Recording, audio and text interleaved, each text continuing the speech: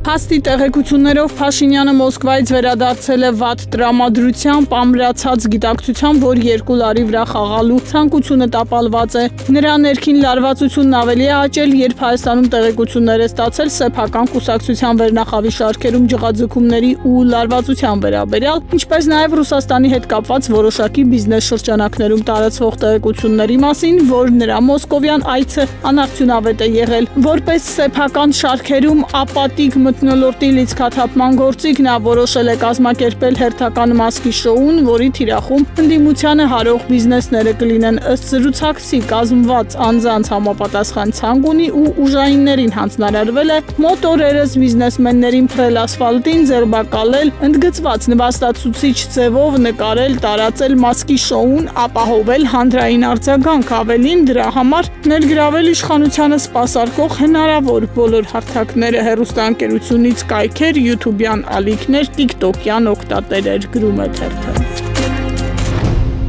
Հրապարակում կարդում ենք շաբաթ-կիրակի Փաշինյանն ու կինը վերջին մեկ ամսվա ընթացքում երկրորդ արշավանքն իրականացրին դեպի Սյունիք, կրթվել է նորաձև ծրագրի շրջանակում, որը այլևս կասկած չկա, որ քարոզարշավի մաս է կազմում։ Սկզբում կինը նախաձեռնեց շարժումը, որ քարոզչություն չդիտարկվի, ապա կնոջ թիկունքում թաքնված ամուսինը ներգրավվեց։ Հիմա նա մասնակցում է գրեթե բոլոր հավաքներին, ելույթներ ունենում, շոշափում մարդկանց տրամադրությունները, փորձում բարձրացնել գահավիժած վարկանիշը։ Մայիսի 10-ին ամուսինները Կապանում, 11-ին Քաջարանում են եղել, Կապանում հաջողվել է տեղի ԿՊԱ-ական ակտիվի ջանքերով դահլիճ լցնել։ Քաջարանի կադրերից երևում է դահլիճը ամբողջությամբ չեն կարողացել լցնել, դեմքների մի մասն էլ կրկնվում է։ Կապանից շրջիկ կրկեսով տգետների դպրոցի ունկնդիրները ուղեկցել են իշխանական զույգին, մասնակիցների մեջ էլ թերթը նկատել է ԶՊՄԿ-ի աշխատակիցների, որոնց կոմբինատի ղեկավարության կողմից հրահանգվել է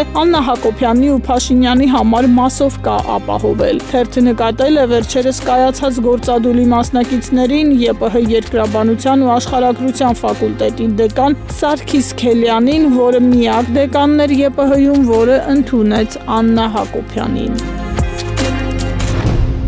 Փաստում էլ կարդում ենք մայիսի վերջին Մոսկվային ժամանելու գլոբալ հարավի ու արևելքի պետությունների ներկայացուցիչները, որոնք կմասնակցեն երկրում անվտանգության հարցերը համակարգողների միջազգային հանդիպմանը։ Այս մասին թերթը տեղեկացել է Ռուսաստանի անվտանգության խորհրդի աշխատակազմի մամուլի ծառայությունից։ Այդ միջոցառմանը մասնակցելու հրավեր է ուղարկվել հարավի ու արևելքի պետությունների, ԱՊՀ-ի, ՀԱՊԿ-ի, ԵԱՏՄ-ի, Շանհայի համագործակցության կազմակերպությունների, ավելի քան 20 միջազգային կազմակերպությունների ղեկավարների։ Հրավեր է ուղարկվել նաև Հայաստանի աղքին։ Այս հանգամանքը լուրջ անհանգստություն է առաջացրել։ Հաշվի առնելով բուն հանդիպման ֆորմատն ու թեման, ահռելի ճնշում կա Արևմուտքի ու Բրիտանիայի կողմից, որ Հայաստանի ներկայացուցիչը հանկարծ չմասնակցի։ Այսինքն մասնակցելը կարող է էական հետևանք ունենալ, մյուս կողմից հրաժարվելը լավագույն լուծումը չէ, կարող է էլ ավելի ծանր հետևանքներ ունենալ, նկատի առնելով, որ Ռուսաստանն էլ իր հերթին կոշտացնում է հռետորաբանությունը ոչ միայն հրապարակային դաշտում, այլև կուլիսներում։